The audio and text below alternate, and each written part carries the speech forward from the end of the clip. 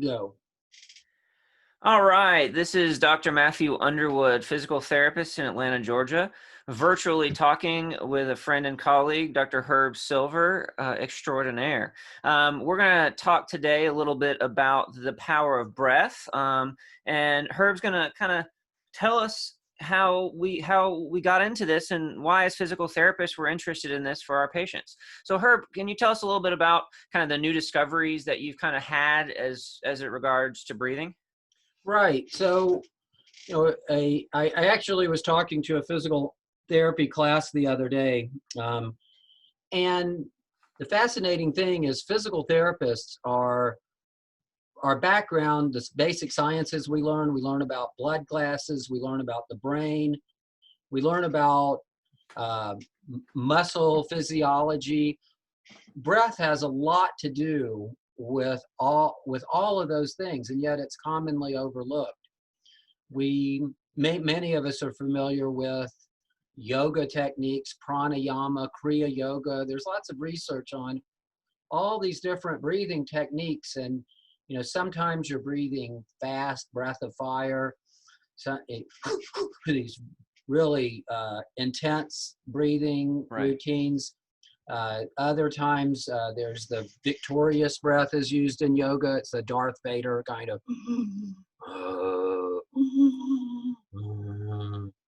where you hear your breath. I'm not doing it well because I'm not doing yoga right now. But usually what you're told when you go to a yoga class is you want to oxygenate your blood. And we've all got breathe in through your nose and out through your mouth. Or breathing through your mouth, but you're oxygenating your blood. Yeah, right. That you bring that up. And many of us have been using oxygen saturation meters for a long time. And some of us have gotten very familiar with them during COVID. And unless you're very sick, you have great oxygen saturation. Your blood is always saturated. And if you're going to a yoga class, I hope you're not trying to saturate your blood with oxygen because you're messed up. Now, how much? Now, let me ask you this: if just because your blood shows that it's saturated with oxygen on the pulse oximeter, does that mean that your body's actually utilizing that oxygen? And that's where you come to something else. Many of us, I'm sure I probably learned this, the Bohr effect, B-O-H-R. It was discovered in very early 1900s, 1907, 1904, that you need a certain level of carbon dioxide in your blood to acidify your blood in order for the oxygen to dissociate, the oxygen dissociation curve. If your carbon dioxide levels are high enough, then oxygen will more readily go into the muscle. Right. What we know about muscle, which this is a little leap here. What we know about muscle is that tender areas in muscles, trigger points, whatever you want to call them, there's nice little studies that show that by Shaw, where it gets quoted. The dialysis study you're talking about? Microdialysis, where they show that the muscle actually is too acidic. There's free hydrogen ions. There's a deficit of oxygen. So this was always very confusing to me, that the muscle was too acidic and we needed to alkalize the muscle. And for all I knew, you can't really change the acidity of your blood. It's going to stay in this nice little range. That's interesting, right? I mean, I think, I think definitely for the muscle, that's really interesting. And I agree with you. So what have you found? Do you think now your mind has changed? Do you think we can? Well, so I got it. You asked me how I got into this. So I did Kundalini yoga in the 70s, and lots of different breathing techniques. And periodically I'll go back to them, and they're fun to do. You get a little lightheaded, and they say you're oxygenating your blood. I actually knew I wasn't oxygenating my blood. Hyperventilate. I didn't know what I was doing. Well, it turns out what you're doing is by hyperventilating, you're actually blowing off tons of carbon dioxide, and oxygen to your brain probably goes down upwards of 30%. Wow. So you're feeling wonky because you just starved your brain of oxygen. Is that bad? certainly for chronically, that would be death. But I think, I think it brings up an important point as a physical therapist. I think what we're kind of getting to is we have to flex those systems so that we can kind of rebound, if you will, to strengthen them, right? To be able to strengthen them. Yeah. So your comment on rebounding would be a discussion of what's called hermetic stress. And lots of times in the physical therapy clinic, we're worried about people being too sympathetic, their Right. elevated sympathetic tone, and we're telling them to do these breathing techniques that we have no way of measuring. One of my biggest complaints in life is speculating on things without a measure, and we're going to get to the measure in how we're going to measure this in just a second. But we tell people to change their breathing, and now when I get to where we can measure things with a capnograph, find out that a lot of the things we're telling people to do breathing wise is absolutely doing the wrong thing. We're making them hypoxic. Right. And this has been pointed out by Patrick McCune, who wrote Oxygen Advantage and advises lots of professional athletes, athletic teams, soccer teams. But he's mostly interested in the effects this has on children. And if you have an opportunity, everyone should look up Patrick McCune. And he's a nose breather, or what kind of a advocacy? He's an advocate of nose breathing. So what is nose breathing? What's the difference between breathing through your nose and breathing through your mouth? So our sinuses, if you ask, if I thought about it, what's the difference between breathing, getting air in through your nose or through your mouth? The greatest thing about getting it in through your mouth is when you're out of breath, running, you're gasping, lots of air coming in and out of your breath, and out of your mouth. You think, well, I'm getting blood to my muscles. That's a good thing. Well, research in this area shows that it's not such a good thing. And lots of professional athletes, this is turning into an edge for them to be much more competitive against people that aren't practicing this. But breathing through your nose, you have these, you have sinuses. We have sinuses. They're actually huge. It's kind of fascinating to have a cross section of the sinuses and see how big they are. Right above your upper palate, the base of your sinuses, and from your upper palate, you release nitric oxide. And nitric oxide, I became familiar with it when in the discussion of dry needling. The pump. One of the effects is when you prick the skin, even if you don't penetrate with a needle, which is a little jab at the commentary on placebo dry needling. But if you just prick the skin, if your body perceives an injury, you're going to release nitric oxide. Right. Nitric oxide is a very powerful vasodilator. Trying to get capillaries to dilate. Yep. Putting a hot pack on there doesn't do it. Maybe ultrasound does. I don't really know.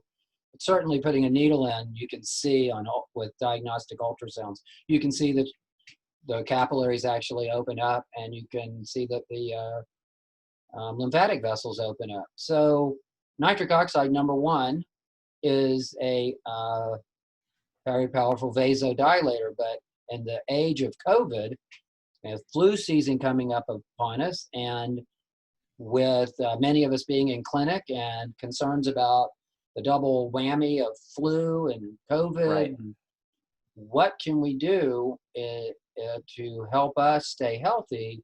Nitric oxide is a very powerful antiviral, antibacterial, and antifungal. So it's anti-everything. And we know that too, that also breathing through your nose, number one, can also lead to your resting heart rate and resting respiratory rate dropping as well, right? Which is going to have benefits to your health. Yeah, the step, correct. The step to getting there is increasing your CO2 levels, acidifying your blood. Right. A lot of people talk about alkalizing their blood as a health benefit. If you alkalize your blood, and I'm talking within normal ranges. This isn't a conversation of hyperalkalosis or hypoalkalosis and being in the hospital, this is just normal physiology. Right. It varies. It varies to where oxygen does not disassociate from your blood very well. A lot of people are talking about wearing masks and how with a mask on, you're going to trap carbon dioxide, and that's going to be a bad thing. Probably good. And what you'll see, and I've done this in the clinic, what you'll see if you put a pulse oximeter on and wear a mask, you have to work at it a little bit. What you'll see is your oxygen saturation levels actually, mine drop like from, down to like 95, 94, but Gotcha. I'm kind of working at it. And I can do that without a mask on, but it is a little easier. But what's happening is not that I'm not getting blood into me, blood or oxygen into the blood. What's happening is when I elevate my carbon dioxide levels, the oxygen is actually going into my muscles. Yep. So it's actually therapeutic. And your organs and your vessels, right? I mean, I think one of the things too, I just wanted to mention, as we wrap up here in a minute, is that, with COVID, like you said, we're finding out every day what different systems it affects, and that, now we know it affects the blood vessels as well, and the interlining of the blood vessels, and we're seeing patients show up at the hospital with stroke and blood clot. And one of the first things they're doing is testing them for COVID because they're seeing this as a secondary effect. Heart disease also, people previously without heart disease are now coming out with heart kind of, not defects, but decreased, cardiac output capacities. And so we're not only talking about decreasing, aerobic capacity, we're also talking about decreasing your body's ability to pump blood to all your organs. So I think this really is crucially vital right now. Yeah, it was interesting that I was sort of going this direction, and then COVID hit, and then I had my COVID quarantine study holiday, and I became fanatical about looking at breathing. Right. Not immediately because of COVID, but then this Patrick McCune, who I've mentioned, that you can look him up on the internet, both as the Boteyko was a Russian physician that he studied under. Right.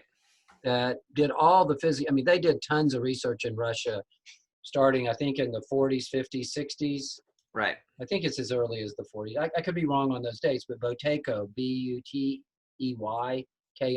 Yep. Buteyko. And then there were studies on SARS, and that the possible antiviral effects of sinus nitric oxide. And there's been several human studies of people with chronic fungal infections in their lungs and prevention of SARS or prevention of the flu. You send me an email if you want to volunteer for this study, but I'll teach you how to breathe. Humming releases more nitric oxide from your sinuses. And it works as a great core workout, Herb, and all of our patients want that, right? Yeah, probably. But what they did is they taught people to hum and breathe like that, hum on the exhale, and then they injected influenza in their nose, not SARS, but still influenza. Like I was saying, who volunteers for these things? But they were able to significantly, some people not getting symptomatic, and I think people just getting minimally symptomatic compared to the poor volunteers who didn't do that. But I'm breathing through my nose all day long. I use a nasal expander. That makes it a little bit easier under a mask because I'm in an N95. Right. So there's a lot of work going on there, breathing. But then so Patrick McCune Oxygen Advantage is one group. There's Olsen